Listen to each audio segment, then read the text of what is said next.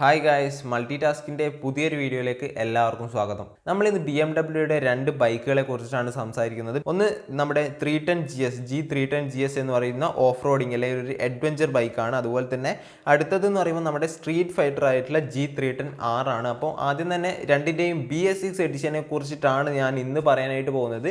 BS4ൽ നിന്നും BS6 ആയ സമയത്ത് എന്തൊക്കെയായിരുന്നു വ്യത്യാസങ്ങൾ കൊണ്ടുവന്നിട്ടുള്ളത്, അതും പ്രൈസിൻ്റെ കാര്യത്തിൽ ഏറ്റവും നല്ലൊരു സർപ്രൈസാണ് നമ്മുടെ BMW മുന്നോട്ടേക്ക് വെച്ചിട്ടുള്ളത്. സാധാരണ BS6 ആയ സമയത്ത് ഒരുപാട് ഫീച്ചേഴ്സ് കൂടി, പ്രൈസ് കൂടി, അങ്ങനെയൊക്കെയാണ്. പക്ഷേ ഇതിൻ്റെ അത് ഫീച്ചേഴ്സ് കൂടിയിട്ടുണ്ട്, പക്ഷേ പ്രൈസിൻ്റെ കാര്യം എന്താണെന്നുള്ളത് വീഡിയോയുടെ ലാസ്റ്റ് നിങ്ങൾക്ക് മനസ്സിലാവും.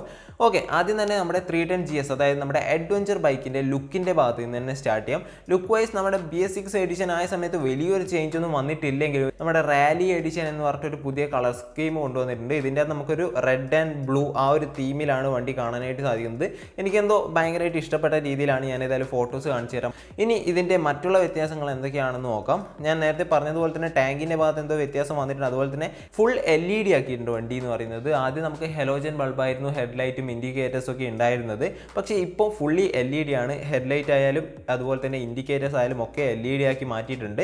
മാത്രമല്ല നമ്മുടെ ഹെഡ്ലാമ്പിന് അകത്തായിട്ട് ഒരു ചെറിയ ഡിവിഷൻ പോലെ കൊടുത്ത് അതിൻ്റെ മേലെ വളരെ നൈസായിട്ട് BMW ഒരു ലോഗോ ഒക്കെ കൊടുത്ത് ഒരു പ്രീമിയം ഫീൽ ഏതായാലും നമുക്ക് ലഭിക്കുന്നുണ്ട്. ഇനി നമുക്ക് എൻജിൻ, അതായത് പെർഫോമൻസ് അതുപോലെയുള്ള കാര്യങ്ങളെക്കുറിച്ച് സംസാരിക്കാം. പഴയ BS4ൽ ഉണ്ടായിരുന്ന ആ ഒരു സെയിം എൻജിൻ തന്നെയാണ്. പിന്നെ ഈ ഒരു എൻജിനാണ് നമ്മുടെ അപ്പാച്ചെ TVSൻ്റെ അപ്പാച്ചെ RR310 യൂസ് ചെയ്യുന്ന എൻജിനും ഇത് തന്നെയാണ്. ആ ഒരു same 313cc single cylinder 4 valve liquid cooled DOHC എഞ്ചിനാണ് ഇവിടെയും കാണാനായിട്ട് സാധിക്കുന്നത്. 34 PS at 9500 RPM ആണ് ഈ ഒരു എഞ്ചിനിൽ പ്രൊഡ്യൂസ് ചെയ്യുന്ന പവർ എന്ന് പറയുന്നത്. ടോർക്ക് നോക്കുവാണെങ്കിൽ 28 PS at 7500 RPM. ഇതാണ് ഈ ഒരു അഡ്വഞ്ചർ സെഗ്മെന്റിൽ പെടുന്ന ഈ ഒരു വാഹനത്തിന്റെ എഞ്ചിനിൽ പ്രൊഡ്യൂസ് ചെയ്യുന്ന പവറും ടോർക്കും എന്നൊക്കെ പറയുന്നത്. പിന്നെ BS6 ആയ സമയത്ത് മറ്റ് ഒരു മേജർ ആയിട്ടുള്ള അപ്ഡേറ്റ് വന്നിട്ടുള്ളത് ഇതിന്റെ ത്രോട്ടലിലാണ്. അതായത് നമ്മൾ ആക്സലറേറ്റ് ചെയ്യുന്നത് ഒരു കേബിൾ വെച്ചിട്ടാണ്. പക്ഷേ ഇപ്പോൾ അത് മാറി നമ്മുടെ ഡ്യൂക്ക് 390ലും RR310ലും ഒക്കെ കണ്ട രീതിയിലുള്ള റൈഡ് ബൈ വയർ ടെക്നോളജി ഈ ഒരു വാഹനത്തിൽ കൊണ്ടുവന്നിട്ടുണ്ട്.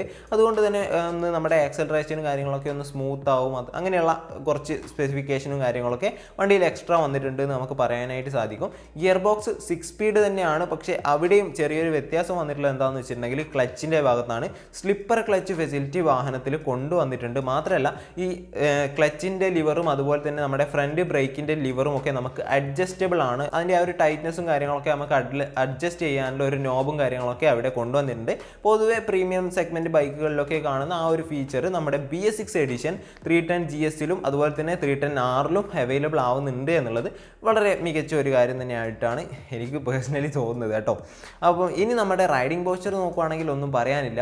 പഴയ വണ്ടിയുമായിട്ട് വലിയ ചേഞ്ച് ഒന്നുമില്ല. അതുകൊണ്ട് തന്നെ പഴയ വണ്ടി പോലെ തന്നെ വളരെ റിലാക്സ്ഡ് ആയിട്ടുള്ള ഒരു റൈഡിംഗ് പോസ്ചറും കാര്യങ്ങളൊക്കെ ആയിരിക്കും. പിന്നെ ബ്രേക്കുകളെ കുറിച്ച് സംസാരിക്കുകയാണെങ്കിൽ നമുക്ക് ഡ്യുവൽ ചാനൽ ABS ഉണ്ട്. പക്ഷേ BS4 എഡിഷനിലകത്ത് നമുക്ക് ഒരു അഡ്വാൻറ്റേജ് ഉണ്ടായിരുന്നത് ബാക്കിലത്തെ ABS നമുക്ക് ഓഫ് ആക്കി ഇടാനായിട്ട് സാധിക്കുമായിരുന്നു.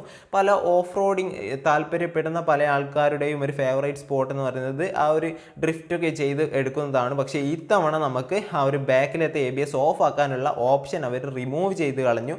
എന്തോ അത് വേണമായിരുന്നു. ഒരു ഓഫ് റോഡിങ് വണ്ടി എന്ന നിലയിൽ ആ ഒരു ഫീച്ചർ നല്ലതായിരുന്നു എന്നാണ് എനിക്ക് തോന്നുന്നത്. പക്ഷേ ഏതായാലും ആ ഒരു ഫീച്ചർ അവർ എടുത്ത് കളഞ്ഞിട്ടുണ്ട്. ഇനി ഡിസ്ക് സൈസ് നോക്കാൻ പോയാൽ 300 mm ഫ്രണ്ട് ഡിസ്കും 240 mm ബാക്ക് ഡിസ്കും തന്നെ വണ്ടിയിൽ കൊടുത്തിട്ടുണ്ട്. ഇനി വെയിറ്റിനെ കുറിച്ച് സംസാരിക്കാം. 169 കിലോഗ്രാം ആണ് ഈ ഒരു ഓഫ് റോഡിങ് അല്ലെങ്കിൽ അഡ്വഞ്ചർ ബൈക്കിൻ്റെ വെയിറ്റ് എന്ന് പറയുന്നത്.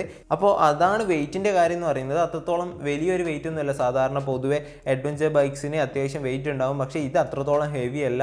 അത്യാവശ്യം വലിയ ഒരാൾക്കാർക്കാണെങ്കിലും വളരെ കംഫർട്ടബിളായിട്ട് എടുത്ത് യൂസ് ചെയ്യാൻ പറ്റുന്ന രീതിയിലുള്ള വെയിറ്റ് മാത്രമാണ് ഈ ഒരു വാഹനത്തിൽ വന്നിട്ടുള്ളത്. പക്ഷേ ആ വെയിറ്റിൽ മാത്രമല്ല, സീറ്റ് ഹൈറ്റിലും കാര്യമുണ്ട്. അത്യാവശ്യം ഉയരം കുറഞ്ഞ ആൾക്കാർക്ക് ഹാൻഡിൽ ചെയ്യണമെന്നുണ്ടെങ്കിൽ വളരെ താഴ്ന്ന ഒരു സീറ്റ് ഹൈറ്റ് ആയിരിക്കണം വണ്ടിക്ക് വരുന്നത്. പക്ഷേ ഈ ഒരു വണ്ടിയുടെ കാര്യത്തിൽ, ഈ ഒരു വണ്ടി എന്നല്ല പൊതുവെ അത്യാവശ്യം എല്ലാ ഓഫ് റോഡിങ് വെഹിക്കിൾസിൻ്റെ കാര്യത്തിലായാലും കുറച്ച് സീറ്റ് ഹൈറ്റ് കൂടുതലായിരിക്കും.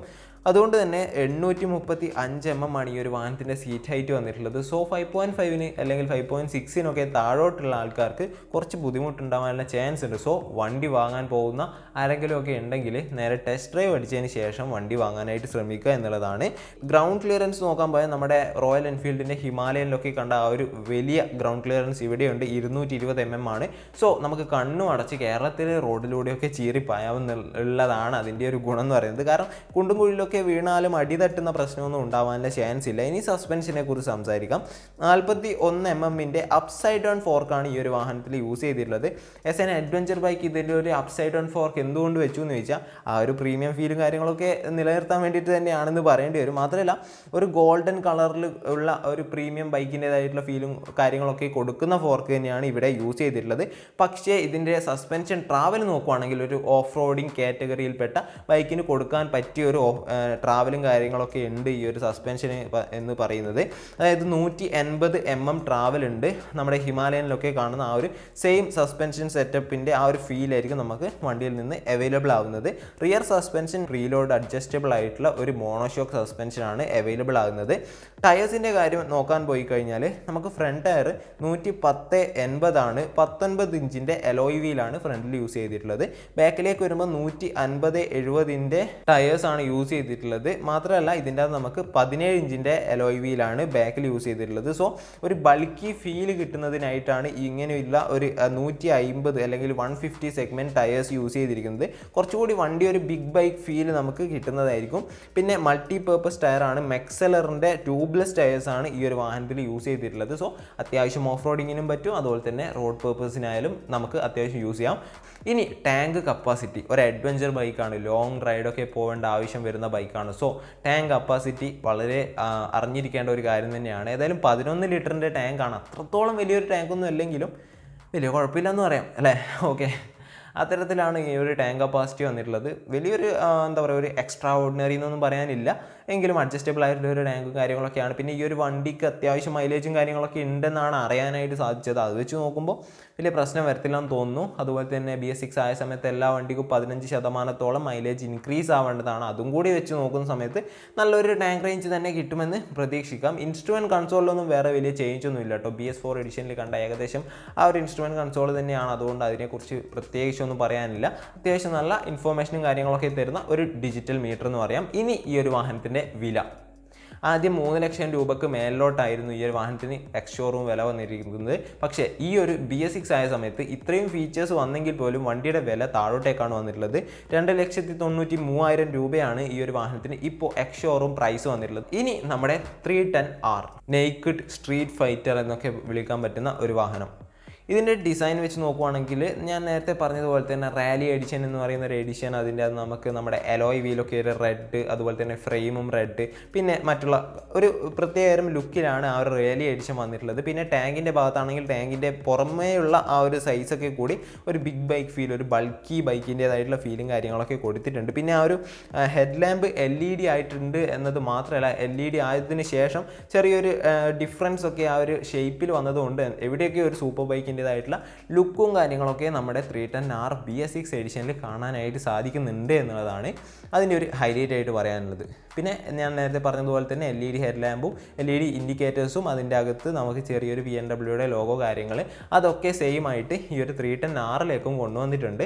അഡ്വഞ്ചർ ബൈക്കായിരുന്നു നമ്മുടെ 310 GS. നമ്മുടെ ഇപ്പോൾ സംസാരിക്കുന്ന 310R എന്ന് പറയുന്നത് ഒരു റോഡ് പേർപ്പസ് അല്ലെങ്കിൽ ഒരു സിറ്റി പേർപ്പസ് ബൈക്കായിട്ടാണ് അവർ കൊണ്ടുവന്നിട്ടുള്ളത്. ഇനി എൻജിനിലേക്ക് വരാം. അപ്പം എൻജിനും സെയിം തന്നെയാണ്, ഞാൻ സ്പെഷ്യലായിട്ട് എടുത്ത് പറയുന്നില്ല. ആ ഒരു സെയിം 313cc എൻജിനാണ്. അതുപോലെ തന്നെ പവർ ആയാലും ടോർക്ക് ആയാലും ഒക്കെ സെയിം ആണ്. Gear box 6 സ്പീഡാണ്.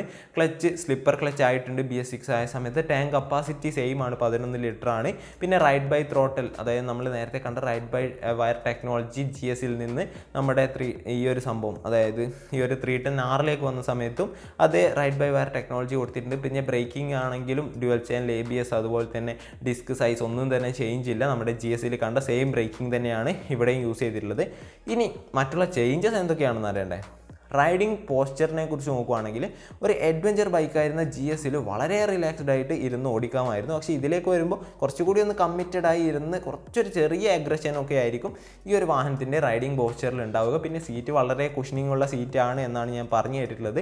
ഇന്നേ വരെ ആ വാഹനം എനിക്ക് യൂസ് ചെയ്യാനുള്ള ചാൻസ് കിട്ടിയില്ല. സോ സ്പെസിഫിക്കേഷൻ വൈസ് മാത്രമേ എനിക്ക് നിങ്ങളോട് എന്തെങ്കിലുമൊക്കെ പറയാനായിട്ട് സാധിക്കത്തുള്ളൂ കേട്ടോ. ഇനി suspension, 41mm upside down fork തന്നെയാണ് ഇവിടെയും യൂസ് ചെയ്തിട്ടുള്ളത്. ആ ഒരു ഗോൾഡൻ കളർ ഫിനിഷും കാര്യങ്ങളൊക്കെ ഉണ്ടെങ്കിൽ പോലും നേരത്തെ നമുക്ക് 180mm ട്രാവലും കാര്യങ്ങളൊക്കെ ഉണ്ടായിരുന്ന ഒരു അപ്സൈഡ് ഡൗൺ ഫോർക്കായിരുന്നു നമ്മുടെ GS, അതായത് ഓഫ് റോഡിങ് അല്ലെങ്കിൽ അഡ്വഞ്ചർ ബൈക്കായിട്ടുള്ള GSൽ ഉണ്ടായിരുന്നത്. പക്ഷേ ഇതിലേക്ക് വരുമ്പോൾ അത്രത്തോളം വലിയൊരു ട്രാവലൊന്നും ഉണ്ടാവത്തില്ല. ബിക്കോസ് അത്രയും വലിയ ട്രാവൽ ഉണ്ടായിരുന്നെങ്കിൽ നമ്മുടെ ഈ ഒരു റോഡ് പേർപ്പസ്, അതായത് നമ്മൾ ഇങ്ങനെ ഒരു ബൈക്ക്, ഒരു നേക്കഡ് ബൈക്ക് ആകുമ്പോൾ നമ്മൾ അത്യാവശ്യം എന്താ പറയുക കോർണറിലേക്കൊക്കെ ഡിപ്പ് ചെയ്യും. അപ്പോൾ അത്രയും സ്മൂത്ത് ആയിട്ടുള്ള ഒരു സസ്പെൻഷൻ ആണെങ്കിൽ കോർണറിങ് കോൺഫിഡൻസ് ഒക്കെ നഷ്ടപ്പെടും. അതുകൊണ്ട് തന്നെ വലിയൊരു ട്രാവലൊന്നും ഉണ്ടാവത്തില്ല. എങ്കിലും ഒരു ഗോൾഡൻ കളർ ഫോർക്കും 41mm അപ്സൈഡ് ഡൗൺ ഫോർക്കൊക്കെ തന്നെയാണ് ഫ്രണ്ടിൽ യൂസ് ചെയ്തിട്ടുള്ളത്. പിന്നെ ബാക്കിൽ നമുക്ക് പ്രീലോഡ് അഡ്ജസ്റ്റബിൾ ആയിട്ടുള്ള മോണോഷോക്കും അവർ കൊടുത്തിട്ടുണ്ട് ഈ ഒരു വാഹനത്തിലും. സീറ്റ് ഹൈറ്റ് നോക്കുവാണെങ്കിൽ നമുക്ക് ഈ ഒരു വാഹനം വളരെ ഷോർട്ടായിട്ടുള്ള ആൾക്കാർക്കും സിമ്പിളായിട്ട് യൂസ് ചെയ്യാനായിട്ട് സാധിക്കും എന്നുള്ളതാണ്. 785mm മാത്രമാണ് ഈ ഒരു വാഹനത്തിൻ്റെ സീറ്റ് ഹൈറ്റ് വന്നിട്ടുള്ളത്. 5.5 താഴോട്ടുള്ള ആൾക്കാർക്കും വലിയ കുഴപ്പമില്ലാതെ യൂസ് ചെയ്യാനായിട്ട് സാധിക്കുമെന്നാണ് തോന്നുന്നത്. കാരണം വെയിറ്റും ആകെ 158 കിലോഗ്രാം മാത്രമാണ് ഈ ഒരു വാഹനത്തിന് ഭാരം വന്നിട്ടുള്ളത്. സോ രണ്ടും കൂടി നോക്കുന്ന സമയത്ത് ഹൈറ്റ് ആയാലും വെയിറ്റ് ആയാലും വളരെ കുറവാണ്. അതുകൊണ്ട് തന്നെ ഏതൊരാൾക്കും വളരെ സിമ്പിളായിട്ട് യൂസ് ചെയ്യാൻ ഈ ഒരു വാഹനത്തിന് സാധിക്കുമെന്നുള്ളതാണ്. ഇനി ടയേഴ്സ് നോക്കാം. 110/70/17 ഫ്രണ്ട് ടയറും 150/60/17 റിയർ ടയറുമാണ് യൂസ് ചെയ്തിട്ടുള്ളത്. 17 ഇഞ്ചിൻ്റെ അലോയ് വീലാണ്, ട്യൂബ്ലെസ് ടയേഴ്സ് ആണ്. പിന്നെ നേരത്തെ നമ്മൾ മൾട്ടി പർപ്പസ് ടയർ ആയിരുന്നു അഡ്വഞ്ചർ ആയിട്ടുള്ള GS 310 കണ്ടിരുന്നത്. പക്ഷേ നമ്മുടെ ഈ ഒരു സ്ട്രീറ്റ് ഫൈറ്റർ 310Rലേക്ക് വന്ന സമയത്ത് നമുക്ക് റോഡ് പർപ്പസ് ടയറാണ് കാണാനായിട്ട് സാധിക്കുന്നത്. ഇനി ഗ്രൗണ്ട് ക്ലിയറൻസ് 165mm ആണ്. ഇൻസ്ട്രുമെൻറ്റ് കൺസോൾ ആണെങ്കിലും ഒക്കെ സെയിം തന്നെയാണ് കേട്ടോ. ആ ഒരു same digital instrument console features ആണെങ്കിലും കാര്യങ്ങളൊക്കെ BS4ൽ ഉണ്ടായിരുന്ന സെയിം കാര്യങ്ങളാണ് ഇപ്പോഴും ഉള്ളത്. ഇനി അവസാനമായിട്ടിൻ്റെ വിലയും കൂടി സംസാരിക്കാം. 2.56 ലക്ഷം രൂപയാണ് ഈ ഒരു വാഹനത്തിന് വില വന്നിട്ടുള്ളത്. അതായത് ഒരു 310cc BMW വാഹനം 2,56,000 രൂപ എക്സ്ഷോറൂം പ്രൈസ് എന്നൊക്കെ പറയുമ്പോൾ എന്തോ അതൊരു നല്ല കാര്യമായിട്ടാണ് തോന്നുന്നത്. കാരണം സാധാരണ ഒരു BMW എന്നൊക്കെ പറയുന്ന ഒരു ലക്ഷറി ബ്രാൻഡ് ആണ്. അപ്പം അവരുടെ ബൈക്ക് സ്വന്തമാക്കാൻ ആഗ്രഹിക്കുന്ന ഒരുപാട് ബൈക്ക് ഭ്രാന്തന്മാരുണ്ടാവും. അപ്പോൾ അവർക്കൊക്കെ ഈ ഒരു പ്രൈസ് ഈ ഒരു വാഹനത്തിൽ വരുന്ന സമയത്ത് പലർക്കും സ്വന്തമാക്കാനായിട്ട് സാധിക്കും. സോ അങ്ങനെയൊക്കെയാണ്. ഏതായാലും ഇതൊക്കെയാണ് ഇതിൻ്റെ ഫീച്ചേഴ്സ് എന്ന് പറയുന്നത്. വണ്ടി വാങ്ങാൻ പോകുന്ന ആൾക്കാർ ഏതായാലും ടെസ്റ്റ് ഡ്രൈവ് ഒക്കെ അടിച്ച് ഇഷ്ടപ്പെട്ടാൽ മാത്രം വണ്ടി വാങ്ങാം. അപ്പോൾ നമ്മുടെ വീഡിയോ ഇത്ര മാത്രമേ ഉള്ളൂ. ഇഷ്ടപ്പെട്ടാൽ ലൈക്ക് ചെയ്തും ഷെയർ ചെയ്തും സബ്സ്ക്രൈബ് ചെയ്തും ഒക്കെ സപ്പോർട്ട് ചെയ്യാൻ മറക്കരുത്. ഇനിയൊരു വീഡിയോ ആയി കാണുന്നത് വരെ ഗുഡ് ബൈ.